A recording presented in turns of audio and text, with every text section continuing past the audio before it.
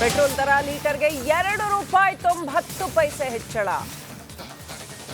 Diesel ಪ್ರತಿ ಲೀಟರ್ಗೆ ₹2.81 ಹೆಚ್ಚಳ. ಈ ಹಿಂದೆ ಲೀಟರ್ ಪೆಟ್ರೋಲ್ ದರ ₹108.09 ಆಗಿತ್ತು. ಈಗ ಮತ್ತೆ ₹2.90 ಹೆಚ್ಚಳ. ದರ ಹೆಚ್ಚಳ ಬೆನ್ನಲ್ಲೇ ₹110.99 ಆಗಿದೆ.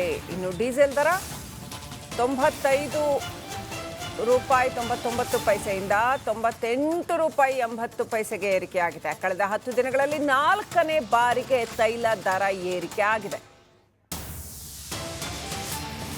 ನಿರೀಕ್ಷಿತವೇ ಆಗಿತ್ತು ಇದು. ಇನ್ನಷ್ಟು ಮುಂದಿನ ದಿನಗಳಲ್ಲಿ ತೈಲ ದರ ಏರಿಕೆ ಹೆಚ್ಚಳ ಆಗಲಿದೆ ಅಂತಾನೆ ತಜ್ಞರು ಹೇಳಿದ್ದಂಥದ್ದು. ಇದು ಇಲ್ಲಿಗೆ ನಿಲ್ಲಲ್ಲ, ಹೆಚ್ಚಳ ಆಗ್ತಾ ಹೋಗುತ್ತೆ ಅಂತಾನೆ. ಆದರೆ ಜನಸಾಮಾನ್ಯರಿಗೆ ಆದಾಯ ಎಲ್ಲೂ ಕೂಡ ಹೆಚ್ಚಳ ಆಗ್ತಾ ಇಲ್ಲ. ಸಾಕಷ್ಟು ದೊಡ್ಡ ಹೊರೆಯನ್ನು ಇದು ಹೊರಿಸ್ತಾ ಇದೆ. ನೋಡಿ, ₹2 ಪೆಟ್ರೋಲ್ ಪ್ರತಿ ಲೀಟರ್ಗೆ ಜಾಸ್ತಿ ಆದರೂ ಕೂಡ ಅದು ಬೇರೆ ಬೇರೆ ವಸ್ತುಗಳ ಮೇಲೆ, ಅಂದರೆ ಸರಕು ಸಾಗಾಣಿಕೆಯ ಒಟ್ಟು ದರ ಸಿಕ್ಕಾಪಟ್ಟೆ ಜಾಸ್ತಿ ಆಗುತ್ತೆ. ಅದು ಬೇರೆ ಎಲ್ಲ ವಸ್ತುಗಳ ಬೆಲೆ ಏರಿಕೆಗೆ ಕಾರಣವಾಗ್ತಾ ಹೋಗುತ್ತೆ. ಹಾಗಾಗಿ ₹2 ಪೆಟ್ರೋಲ್ ದರ ಹೆಚ್ಚಳ ಅಂತ ಅನ್ನೋದು ಬೇರೆ ಯಾವುದೋ ವಸ್ತುವಿನ ಬೆಲೆ ₹10 ಜಾಸ್ತಿ ಆಗೋದಕ್ಕೆ ಕಾರಣ ಆಗ್ಬೋದು, ಅಥವಾ ಇನ್ನೂ ಜಾಸ್ತಿ ಆಗೋದಕ್ಕೆ ಕಾರಣ ಆಗ್ಬೋದು. ಊಟ ತಿಂಡಿಗಳ ಬೆಲೆ ಇರ್ಬೋದು, ಸರಕು ಸಾಗಾಣಿಕೆಯ ಬೆಲೆ ಇರ್ಬೋದು.